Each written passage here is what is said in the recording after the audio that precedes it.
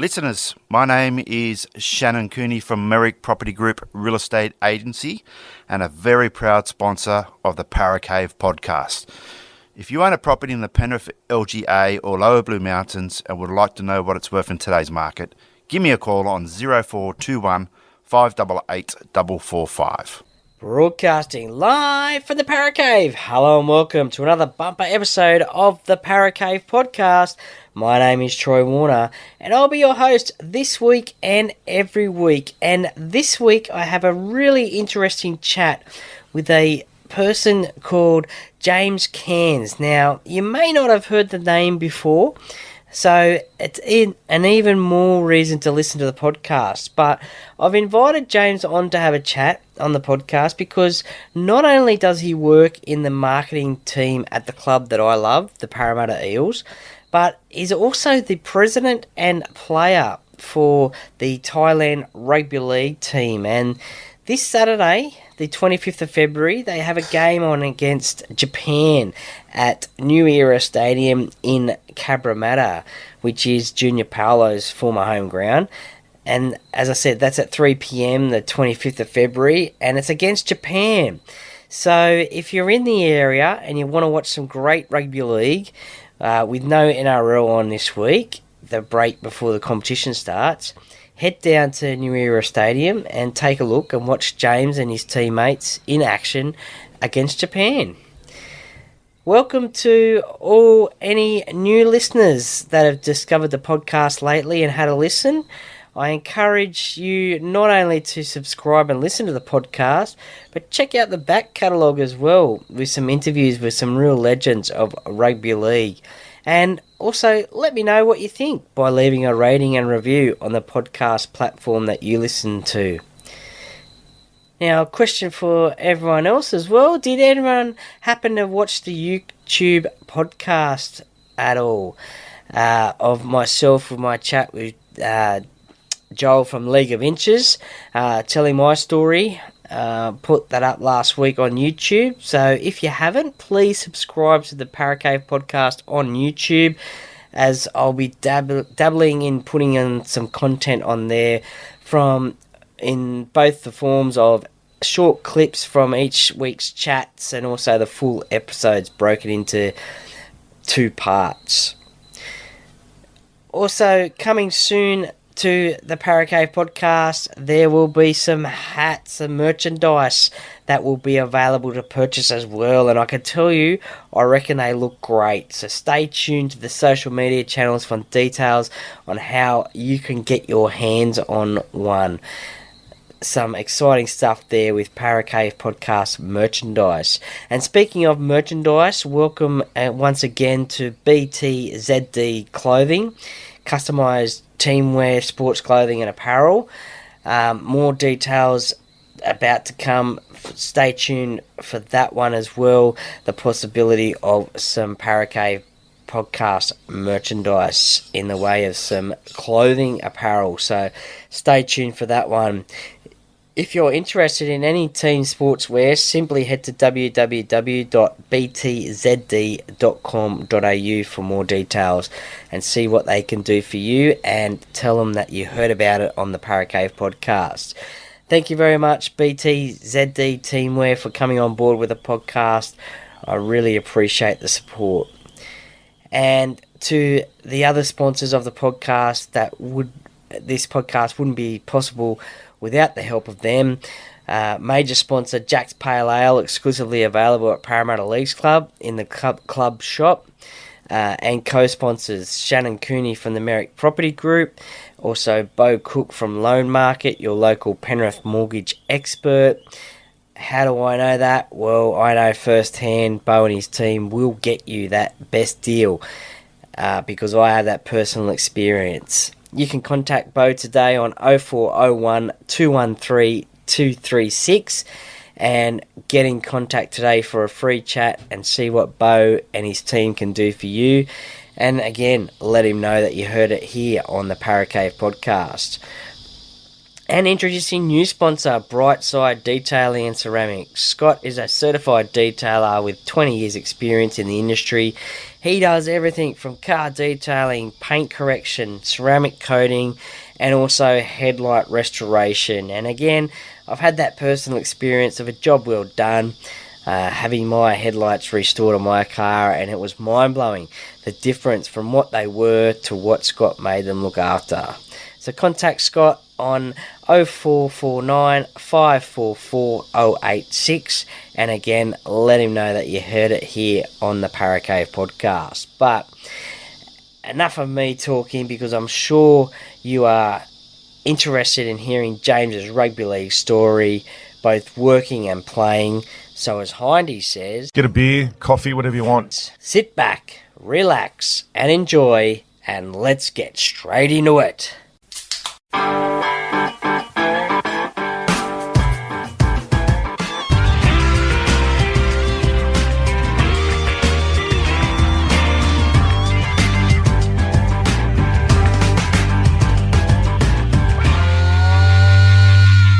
I'm James Utai Cairns. I'm about to have a chat with Troy on the Para Cave podcast. Work in the marketing team at the Parramatta Eels, and I'm also president of the Thailand Naga Rugby League Association. And as you heard from his intro, my guest today on the Para Cave podcast is a massive rugby league fan, player, president of a national team, and also works in rugby league as well at the club that I love, the Parramatta Eels. Certainly has got the quad, you could say. I was going to say trifecta, but that's a quad, I'd say there. The presidency, the player, the working, and the fan. So welcome to the Para Cave podcast, James Cairns. Thank you. Thanks for having me. Not a problem. This is going to be a really interesting chat, especially when we get to your playing and presidency, because, you know, as I said, Thailand Rugby League isn't that well known around the place, and we've got a game. You've got a game coming up this weekend, so we'll get into that one. But we'll start off with. Whereabouts did you grow up, and what was your childhood like? Yeah, I was born in the Shire, but in year one I moved down to the Wollongong, so I consider myself a Wollongong boy. Grew up there, still live down there. Growing up, I was a typical Aussie kid. I played cricket, I played footy. Fell in love with both of those sports and still love those sports to this day. Love Wollongong as well. I'm a big proponent of Wollongong. Okay, yeah. For everyone in Western Sydney who thinks Wollongong's about 24 hours away, it's actually just an hour and a bit down the freeway, so come visit someday. And they've got a nice bridge down that way too that I've never had the pleasure of going over or finding. I've tried to find it one day, but I'll get there one day. It is a bit hidden. Yeah, that's it. Did rugby league find you, or did you find rugby league? How long have you been a rugby league, player and fan? My whole life. It's a generational thing. My grandfather was massively into it, and then my father was as well. So from birth, pretty much, they had me fully indoctrinated. My dad was my coach for my sole grand final win in under 10s. So it was always a massive part of my life, my family life. We were all equally passionate about it. So I guess it found me, and I fully embraced it. And it's now become my biggest passion. So, now, assuming now the Eels are the team that you support, growing up, who was your team? Bulldogs. Bulldogs. Okay. Yeah. Yeah. So I guess I have two teams. Yeah. I love Para, and I love the club. Working for the club for the last 18 months, 2 years is an honour and a privilege. And before I got to Para, I guess I didn't realise how much I would fall in love with the club. And then obviously, growing up as a Dogs fan. So, yeah, Western Sydney, even though I'm from Wollongong. So you're following in the footsteps of the CEO, Jim Sarantinos, as well. Yeah. I think he was a Bulldogs supporter growing up as well. So, but Yeah, he was. Eels now. Yeah. Who are your favourite Bulldogs players to watch play, or even other rugby league players play growing up? Favorite player growing up would have to be Hazem Al Masri. Okay, I think yeah, just a club legend, but he wasn't that big. He was from an era when the Dogs won the premiership in '04. The wingers were Matt Utai and Hazem Al Masri with a combined height of 4 foot. So I don't think you'd find that today. But he played many years, played representative, was the point scoring record holder until Cam Smith took it over. So I really loved the way he played the game. And then outside of the Dogs, I loved watching Jonathan Thurston. okay, yeah, I think growing up, I kind of missed the boat on Joey's prime years. But Thurston's prime years were something to behold. He always just had more time on the ball than any other player, but also never played like he was talented. Just 100% effort in literally everything he did. So I really admired JT. Now, just going back to your playing days as a kid growing up, what position did you play? Usually second row. I think I was 5'8" in the under 10s. Okay, Under 10 win. yeah, The only kid on the field with my shirt untucked, which is the main thing I remember from the game. Played in the back row, but I gave up footy maybe mid-teens when a lot of people do. Moved to refereeing, actually. okay, Refereed for a few years, and then fell away from participating in the game until my involvement with Asian Rugby League kind of picked up. okay, yeah. Now, before you started your current role at the Eels, what would have been some of your previous roles? Has it always been along the marketing lines? Yeah, always been marketing. When I left school, I left uni, so I worked for a company called SMAI, which some people may know. They fit out every F-45. They do boxing gloves and weight equipment and martial arts uniforms. So I started there whilst at uni, and then a bit afterwards as well. And then agencies, so marketing agencies in the city. Went to a couple across maybe a 3 or 4 year period before I got to Paris. So yeah, kind of built up my marketing skill, but I always wanted to work in sports. So glad I landed here. Well, you certainly landed the dream role at Parramatta 18 months ago, because last year, could you believe that ride of 2022 with 2 teams in the grand finals, and just a massive year for the club. Yeah, it was special. It was really special to be a part of. I started midway through 2021.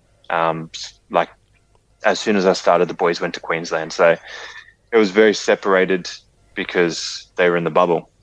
So I was really excited for last season, and I don't think it could have gone. Obviously, it could have gone slightly better. We could have won it all, but to have both teams in the grand final, personally and from a business point of view, we did extremely well off the field as well, and hit a lot of targets. And it was just a great year for the club.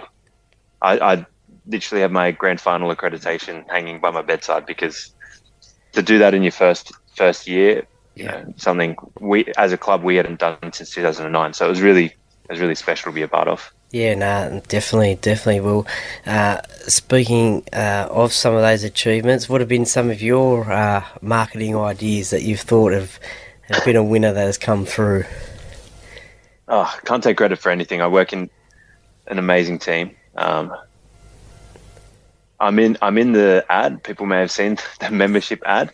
I make a cameo appearance. I was roped into doing that, pretending to be the boyfriend of a colleague, walking through Cabramatta on my way to a game. So that got a run last year in KO, and it's getting a run again next year. This season. From a marketing point of view and a content point of view, I think what we're doing really well is trying to embrace Parramatta and the city itself. You might have seen a lot of rhetoric around the Rising West, Paradise. We're really proud as a club to be Parramatta's team. like you mentioned the grand final, and I don't know if you made it through Parramatta in grand final week, but the whole town was painted blue and gold. Posters everywhere, signage. It really felt special. And Parramatta is, becoming the second CBD of Sydney. It's a huge burgeoning area, and for us to be the club of that city, we're really proud of. So I think that's something we're trying to incorporate more into our messaging and moving forward, really make that known. Yeah, no, definitely. I actually work in Parramatta, so that week was, as you said, pretty hectic. Everyone was happy. The amount of Parramatta colours, jerseys, grand final shirts that you saw, because I work in Westfield, so it was. Oh, yeah. It was. You saw them. Every second person had one on. It was such a great vibe, and it was a massive week, that's for sure. Yeah, it was really cool. Shout out the council as well. Like a lot of that signage was from the council, and they really got behind the team, which is really important as well, because nothing matches physical footprint, and it felt really real that week. It was a very exciting week. I don't know about yourself, but I made sure to enjoy just the week because it hadn't been a long time, and I have a lot of confidence we can get back there this year again. But you got to soak it in. Oh, definitely. That's what I was telling everyone during the week, and just soak it up, and the day came pretty fast as well, grand final day, and unfortunately we didn't get the results in either grand final, but hopefully both the men's and the women's can go one better this year as well and win the comp. Who are some of your favourite current players at the Eels? Current players at the Eels? I really like our squad. I love watching the Eels play. Even if I wasn't involved with the club, I think Eels are must-watch TV over the last few seasons. Very exciting brand of footy. That left edge of Dylan Laney is very unique. I love Dill. He's the coolest guy in the world. Being in his presence. Is he the easiest one to work with when it comes to something marketing or an ad or something like that? He is really good, Dill. He has time for everybody. All the boys do, and Junior's another one. You will never find a person in the world with a bad thing to say about Junior Paulo. He is incredibly generous with his time. He's very humble. He doesn't act like he's the starting New South Wales prop and the king of Samoa. But he is, and he's really great too. So we're really blessed as well as a club because we work in the same facility as the boys train out of. So we share a kitchen. We can watch them train, which is awesome for a rugby league diehard like myself to watch some of the training that just goes on. Every day we're in the office. It's really cool. And from your eyes as a fan, how are they looking for season 2023? I think we're going to have training. We're going to have a great season. It's been really hot. I haven't Absolutely. I haven't envied the boys doing con work in the heat, and they smash it. They're unbelievably fit. All NRL players are, but the things they go through in the preseason, you can tell why they're able to play 80 minutes every week at the highest level. Yeah, no, definitely. Pre-season's, they're probably glad that it's over now and it's just trials time. And the hard bit's over. They just have to play now. That's it. Well, no, it's a credit to yourself and the socials team as well, because over the last couple of years, it's really come up really well, and there's been some great posts and little segments on Instagram and Twitter and things like that, and Facebook as well. So, keep on going. It's really good. Yeah. Credit to the content team. It's headed now by Chesh, who you know, Nicole Cheshire, and she's an unbelievable gun. She's so passionate about Para, and she's so great at what she does. And I think it's just going to go to the next level from a content side of things this season. So watch this space, but it's in very good hands. That's it. All right, Parramatta's out of the way. Let's get talking Thailand Rugby League. Now, as I said in the intro, you also play and you're the president of Thailand Rugby League. Which came first? And how did it come about? Yeah, so it's an interesting space, emerging nations rugby league. Have you watched much of it? I've watched a little bit of it, Yeah. and you've seen. I remember, way back in the day, with the you used to have like the Nissan Sevens and stuff like that, where you used to have some of the emerging nations come and play, and it was really good. You had your America, you had I think Japan as well, and other countries like that. So yeah, no, it's and then you saw at last year's World Cup, you had Jamaica play there, and I mean, who would have ever thought Jamaica would play rugby league? So No, that was really impressive. Jamaica and Greece. yeah, Yeah, I think the emerging nation space is really cool. So I guess there's there's two tiers to it. There's the European nations, so like Greece, Macedonia, Malta. Not European, but kind of in that same mold as Lebanon, where they're on the fringes of the World Cup. They have some pretty strong talent, but not necessarily NRL quality sides. Yeah. But they're still able to qualify for World Cups, which is awesome. And then kind of next to that is your Asian emerging nations, your South American emerging nations, that are really trying to grow the game within the communities here and back home. So we're a great example, the Philippines, and then the Latin Heat does amazing work in South America. But yeah, I got involved with it while I was at uni. I just saw that there was a Thai rugby league page and a team. okay, Reached out to them on Facebook to help with socials from a marketing point of view. So that's how I first got involved. yep, And then played for them in 2017. And then, yeah, since then just been involved from the admin side and the playing side. So we had a game against the Philippines in October in Brisbane, something called Asian Footy Fest, which is going to be an ongoing event.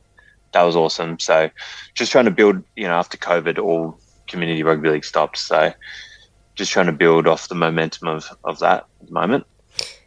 yeah, no, that's pretty cool. And as you said, the last couple of years after COVID has been pretty tough for international rugby league as well, without any teams that are able to travel and stuff like that. So it was great to see the World Cup last year, and as you said, hopefully these emerging nations can play against each other as well. How did the presidency come about? Did you put your hand up and?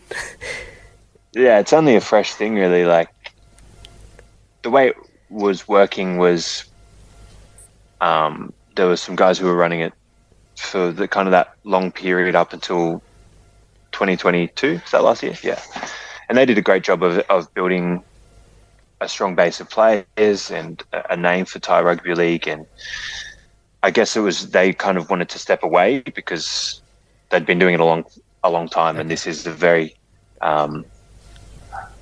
it's quite a lot of work for quite little recognition, but that's fine. That's part and parcel of it. But, I was willing, and a few of us who are part of the senior playing group, I guess, were willing to take on that responsibility and help to move the game forward. And the playing squad was happy for us to do so. So, yeah, I put my hand up for the presidency role. We have a great committee. So, yeah, it's really exciting. It's fresh. It's new.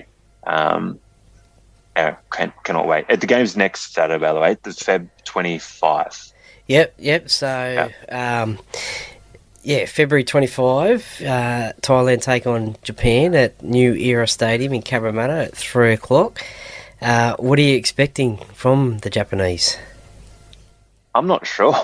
There's no scouting report. There's not much film to watch. They played a game against El Salvador in Japan. No, not in Japan. Sorry, in Sydney, the same day we played the Philippines. So I've watched that game back, but it's a bit hard to know with squads who will be available. But we're working alongside the Japanese guys to set up the game, so they've been great. Like it's a lot really grassroots feel, and we're both really passionate about the platform. But on game day, I can't wait. I think. Have you watched many games at New Era Stadium, Cabra? No, I haven't. So there's like the clubhouse, and then they actually have a junior polo. Oh, yes, I saw mural that now. last year, yeah, the Yeah, mural go Tallman's up. did that. Yep. So one side, there's a grandstand on one side and grandstand on the other. So it kind of creates an us versus them atmosphere, which is awesome. Like I went to a Philippines versus Malta game there last October, and it was off its head. Like the atmosphere was Yeah. just as fun as any NRL game because everyone was so passionate and so into it. So I'm expecting the same atmosphere for our game. And that's why we're doing it in Cabramatta. There's a massive Thai community and Asian community in that area. So we're really proud to have the game there, and I think it'll be exciting. It'll be something. It'll be worth watching. Yeah, no, definitely. That's probably the beauty about not knowing much about your opposition is anything could happen, and yeah, it'll be a great game from a spectator's point of view. It'll be a great game to watch. Yeah. And there's some kids in our team who are the great thing we're blessed with now is a next generation of Thai talent. Okay. Yeah. We've got a lot of kids around 20 or younger who are coming through their respective systems, be it Ron Massey, Harold Matz, what's the other one? Sydney Shield. They're quality players. Yep. Where in the past it's been whoever's willing to put their hand up, which is great. But we wanted to get to a point where people have to be cut from the team, where there's competition for spots, because for now it's for just representing a culture and in an exhibition, but the goal is to play proper international matches against the biggest competition. Maybe we can make a World Cup, If Jamaica can make the World Cup, why can't Thailand? So Is that possible at all to do? yeah, down the track, I mean, why not? Yeah. There are teams in that fringe from emerging nations that have done it. Greece is the perfect example. Greece is an emerging nations team that started off as a grassroots thing and built momentum up over time. One of the things that those other nations have over us, I guess, is the migration patterns. Okay. A lot of those players, there's more of them in the catchment, and they're often second generation players, so they've been here for a long time and they're indoctrinated into rugby league, whereas we just have less players to draw on. But as we go on further, that pool will get bigger. We're already seeing that. Over the last 10 years, we're already seeing how dramatically improved the talent is. Like some of these kids that will play for us next Saturday were 8, like 10 years ago when we were playing. So yeah, it's a really exciting future. And I mean, if we did play in the World Cup right now, we would get smashed. But who knows? And that's always a massive debate amongst the rugby league community about World Cups. Is when Australia plays, say, an emerging nation like Jamaica or something in the World Cup, or Greece, and they smash them by 90 points or whatever. People say, what's the point in playing that game? Australia's just going to win. They're going to smash them. But it would bring, no doubt, it would bring yourself, if you were playing, and your teammates, it would give you a really massive lift, wouldn't it? Like, just to play the best in the world. Oh, absolutely. And the exposure that some of these nations have got, like one of my favorite all-time rugby league moments is the 2017 World Cup. I think that was a real breaking point for international rugby league. Before that, the World Cup was always dominated by Australia and New Zealand, and England was somewhere or thereabouts. But the way Tonga played in that cup, in that tournament, and then their subsequent win against Australia a couple of years later, with those players defecting, I think that just switched things, where people started to understand that and a lot of those players were born in Australia. Yeah. But for the international game to move forward, we need to change our thinking about heritage and, I guess, eligibility, because the stronger those other teams are, the better the international game is. So I think, those teams kind of set the trend, and we're trying to follow. I'm not saying any of our players are at risk of playing for Australia, but they should take just as much pride playing next weekend for Thailand, because they're representing their nation too. they're putting on that jersey and versing another nation. So we're trying to instill that pride, just like the Tongans and just like the Samoans. Like the Samoan World Cup run was also amazing. Yeah, well, everyone wrote them off the first week, didn't they, when they got beaten by England? Yeah, and then there was a parade every week. Like every second day there was a parade because Samoans were so proud of their team.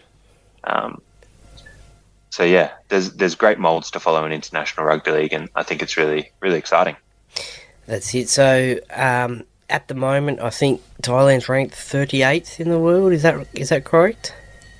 I'm not sure about our current ranking. Okay. Yeah, it's a bit difficult. So the way it works is you have to have RLIF status, which we currently have fallen out of. Okay.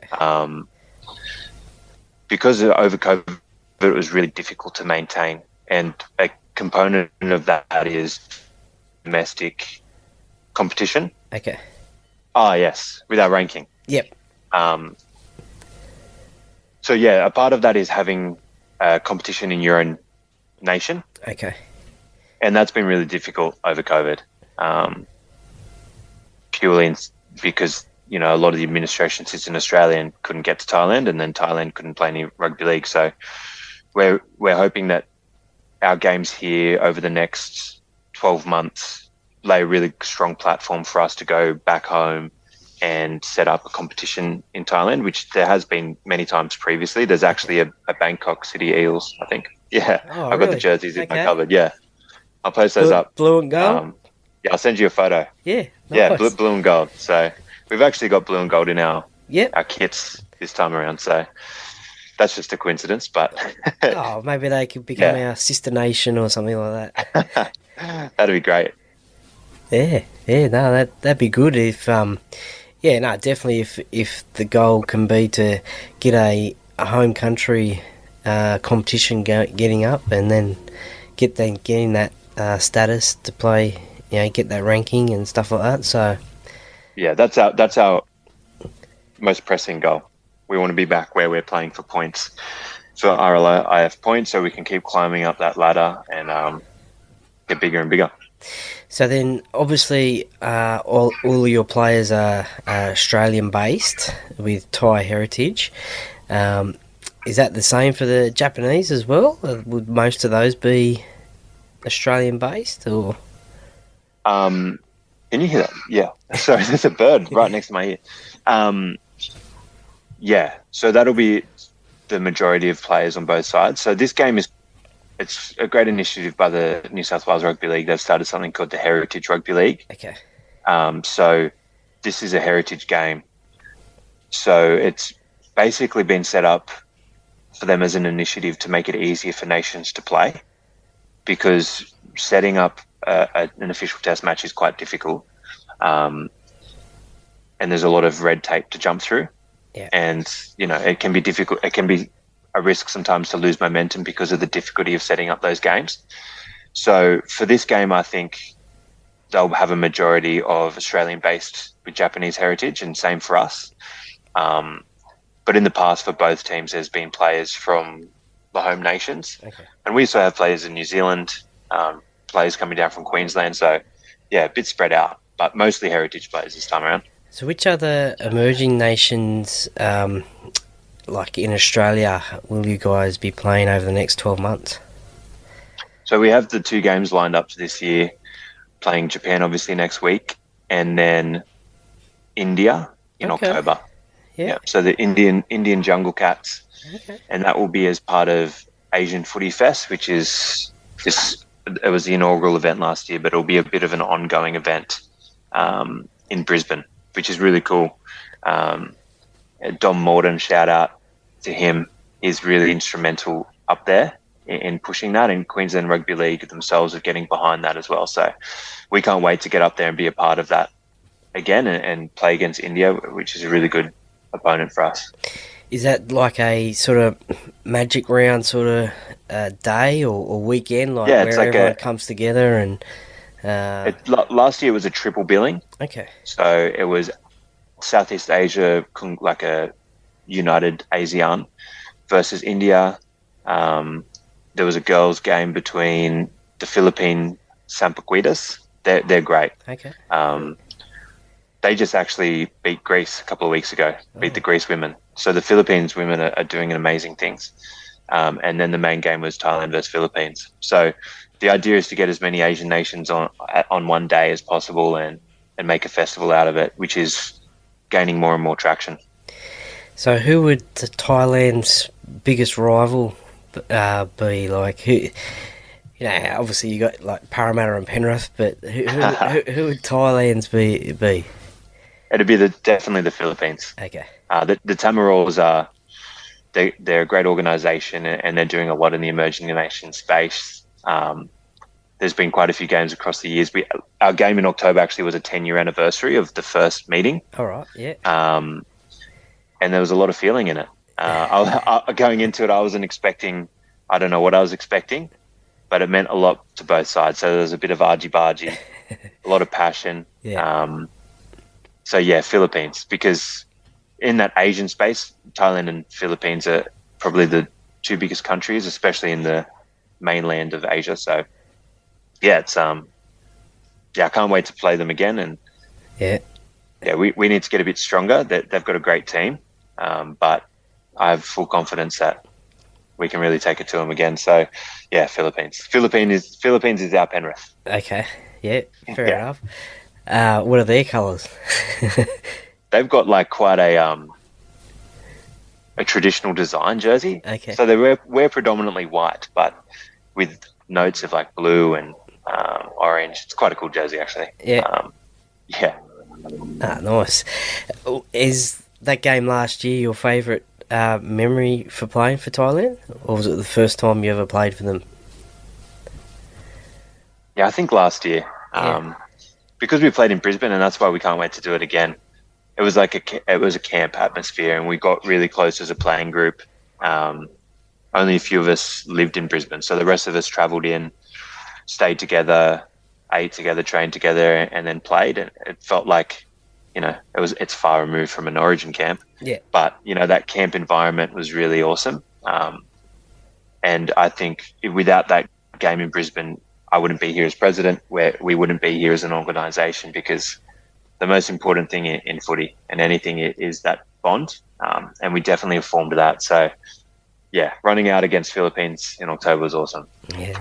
Do any of the Eels boys give you yourself any tips on how to play on the field? Well, actually, I get my best tips where I sit in the office. I sit right behind Joey Grimer. Ah, sure Joey. You know. Yes, good old Joey. And we've got Kate Mullally, who's just come in. She's a Jillaroos assistant coach, and she's working full-time now with a female talent. So, yeah, a few weeks ago I asked them some questions, and I just got some of the best rugby league knowledge you'll ever get for free. Yeah.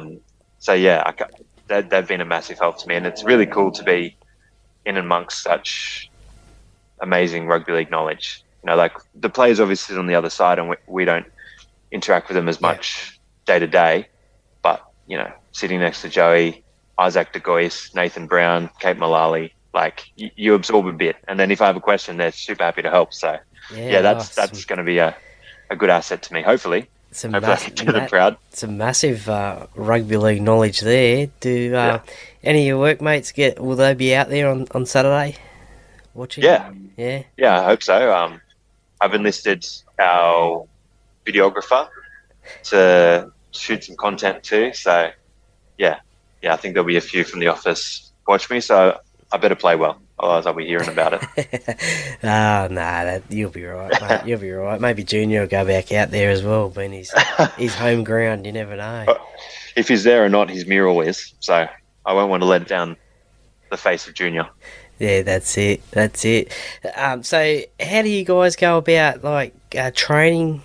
Like, do you have a training routine, or because it's just emerging, it's probably a little bit hard because everyone's working and that sort of thing? Yeah, it is difficult, especially because some of our boys live elsewhere. But we've just been training once a week for the last 8 weeks, maybe. On a Sunday. We've got a new coach, Matt Robinson Murray. He's coming across from the Cogra Cougars and the Dragons Harold Matt system. So he's been massive for us. And our vice president and senior player, Reese Tucker, he's also been great in leading training. So, and a lot of the guys in the squad are saying that there's not been a better preparation for a game. Usually the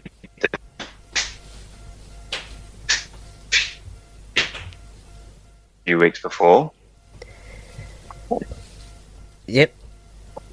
Lost you again. Yep, there you go. Sorry. You're back. I don't know why that happens when I'm sitting in the exact same spot. I know. There's a ghost playing with my Wi-Fi. The training's been great. We're treating it really seriously. Training, once a week as a group. Got an opposed session this weekend, and then captain's run before the game. Yeah, it means a lot to us to get a win. It's been a while since we've got a win as a nation. Yep. I mean, we didn't play for a long time, and then we lost against the Philippines, so it means a lot to everyone that we get the W this time. So and start this new phase of Thailand off strongly. So it's all I fall asleep thinking about what I need to do, run on the treadmill thinking about what I need to do, and I know all the boys are the same. So yeah, we can't wait to get out there. Is there a major sponsor of the Thai team? Yes, actually, it's here. Oh yes, Hydro Services. Okay. Hydro Services Plumbing. So one of the guys in our squad runs a plumbing business based out of Alawa, South Sydney. Okay. So he's jumped on board to help us, and then we have Michael Flynn Electrical on the back as well. So the guys with their own businesses have jumped on board to help us out in this foundational stage, and we couldn't be more appreciative of the support from them. Yeah, definitely. That's what you need is the support. Well, best of luck for that game against Japan.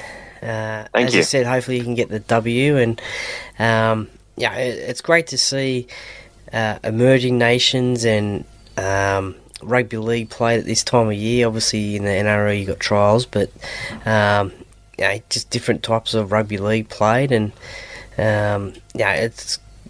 it's great to see. As I said, you never know. One day it could be a World Cup. You just toil away, and you never know.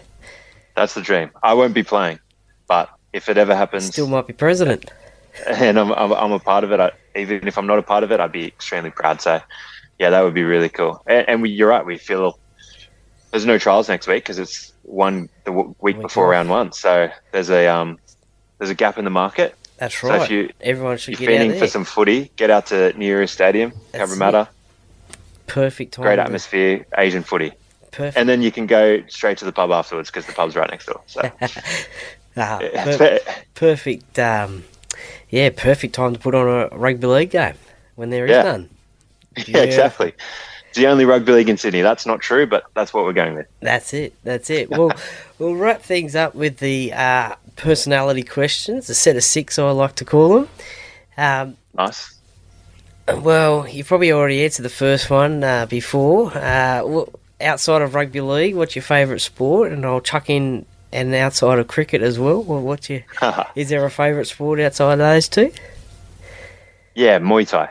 Okay. I've done Muay Thai for a while. I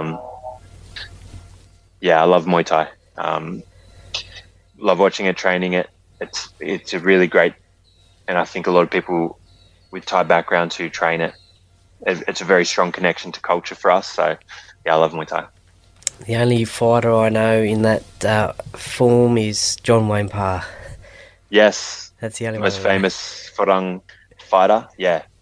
He's a weapon. A weapon. He had a lot of fights. He did really well in Thailand. It's quite popular in Australia now. Yeah. It's a great form of exercise too. So if you need to drop some kegs, anyone, go to a Muay Thai class and sweat your ass off. Speaking of losing kegs, what's your specialty dish in the kitchen or on the barbecue? Specialty dish?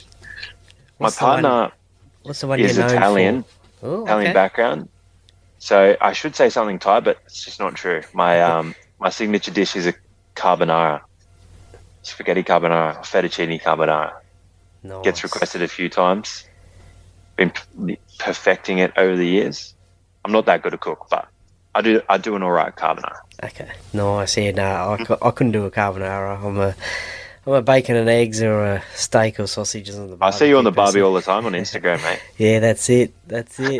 Who was the most famous person you'd love to meet and have a beer or a coffee and a chat with, either dead or alive? Wow, dead or alive? Who would you love to I'll meet? just go with the first person that popped into my head.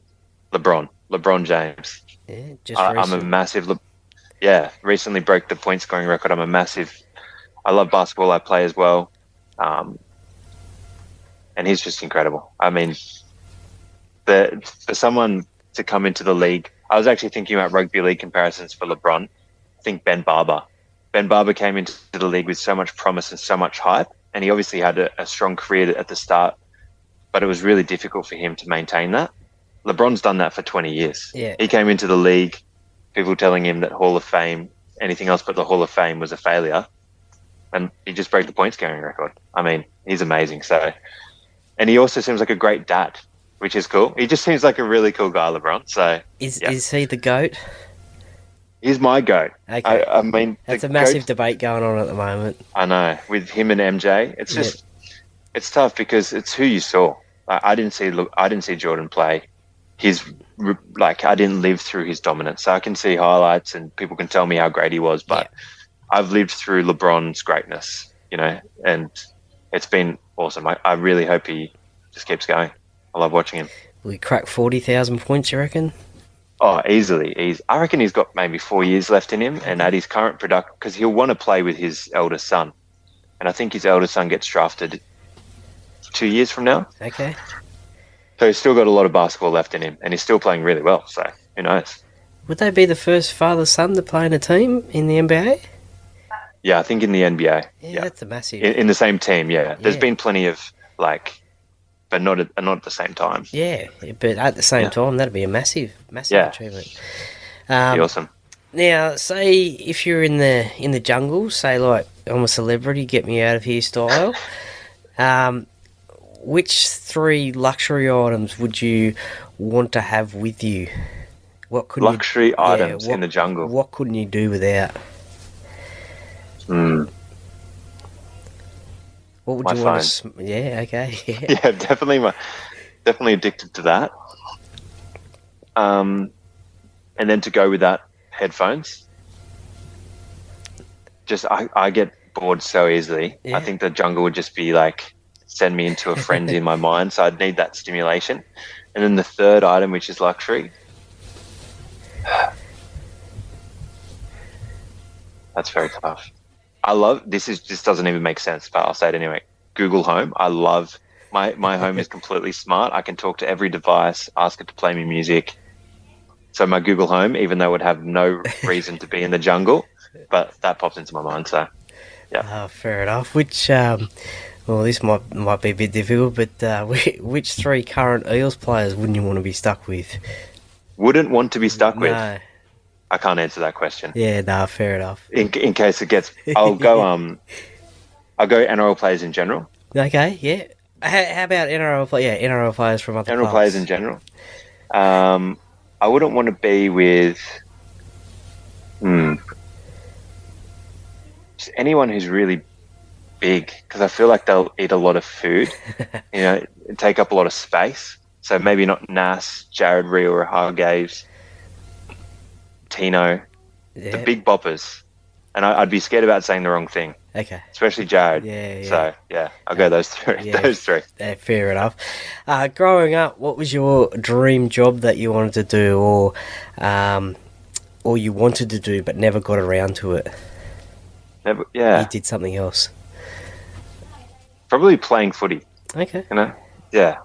I didn't have it, as many people don't, but I wish I did. And when I was a kid, I thought I might have, and yeah, being a professional rugby league player would be pretty cool. I wish I was good enough, but I'm on the other side of the office now, and that's still pretty cool. So, but Well, footy player. And you get to go to all the Eels games. That's another tip. Yeah. So yeah, no, definitely. Oh yeah, I wanted to be a footy player as well when I grew up as well, but I only had 6 seasons there, 9s to 15. So Yeah. I was too small. It's a very tough sport. It's incredibly tough. I have so much respect for these players. The things they put their bodies through is ridiculous. I was too small and I was a turnstile, so I couldn't tackle to save my life. So was Jonathan Thurston, and he was one of my favourite players. So. Yeah, and look how he turned out. So maybe if I stuck with it, Yeah. who knows? And the last one, who is your favourite band or solo artist to listen to? Band solo artist. I've got two major ones. One is Kanye, which isn't in vogue at the moment. He's been cancelled, which is completely fair. He should just stop talking forever. And then Taylor Swift. I love Taylor Swift. So, like, on both ends of that feud. My partner loves Taylor. She's a massive Swiftie.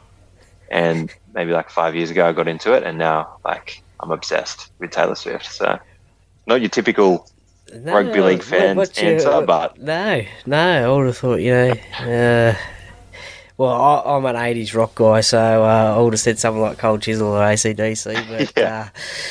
But is there? Look, there's going to be an extra. It's a 7-tackle set, so 7-tackle set. yeah. Oh, just like 2013 for sure. So is there a pump up song that you listen to before you run out and play? Yeah.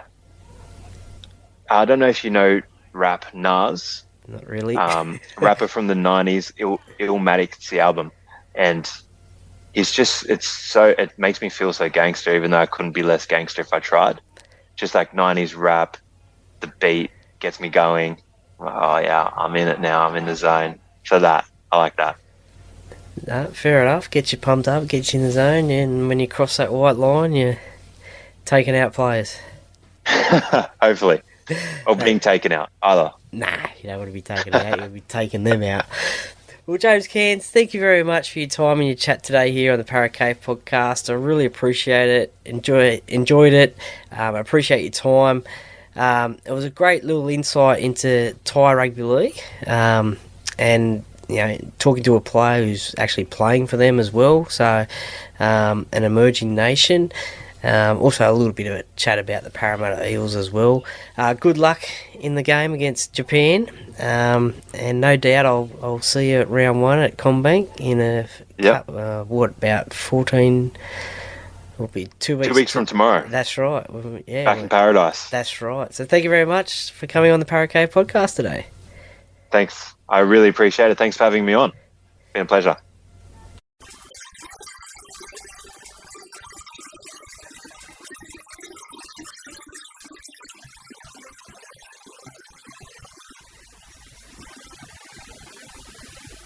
Well, welcome back, and thanks for listening to James's rugby league story. A very interesting one, both working in rugby league with the Parramatta Eels and also being the president and playing for the Thailand rugby league team.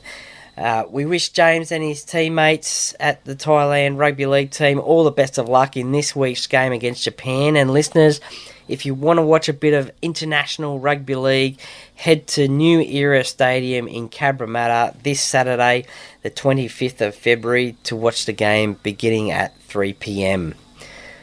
Once again, a quick shout out and thanks to Jack's Pale Ale, a fantastic major sponsor of the podcast, for supporting the podcast. And don't forget, NRL season is just around the corner, and you can get your Jack's Pale Ale available for purchase in the club shop.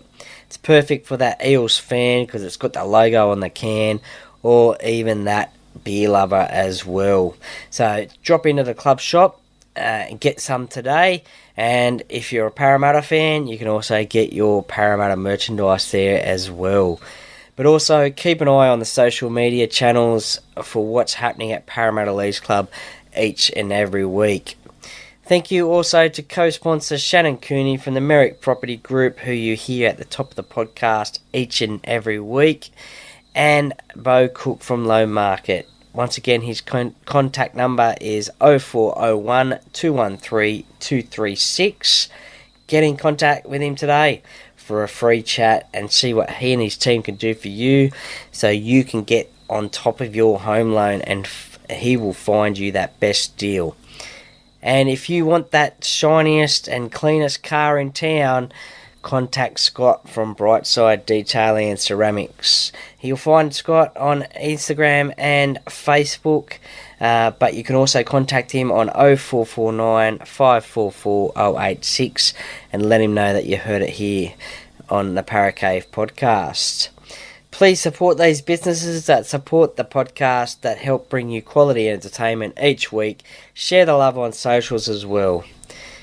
Thank you to you, the listeners, as well, for listening to the podcast each and every week. And don't forget, if you haven't already, please subscribe to the podcast. As soon as it drops, you'll be able to listen to it. Encourage your family and friends to do the same as well. Also, subscribe to the YouTube channel as well. Any support would be most appreciated, and please leave a 5-star rating and review on the podcast platform you listen to. It would be most appreciated, and also will be very interesting to see the comments and feedback that you guys give about the podcast. And thank you once again to the official media partner of the podcast, the Parramatta Times. For all your local Parramatta news, simply head to www.parramattatimes.com.au. Have a great week as best you can. The NRL season 2023 is only 10 days away. I can't wait for that to start. I'm sure you guys can't wait for that to start either, but make sure you follow the podcast on the social media channels for interesting content and to see who is coming up on the podcast, both on Instagram and Facebook. Some great and interesting guests coming your way over the next few weeks. But to sign off the show, and as I always say, the Paracave podcast, by the fan, for the fans. Go Para!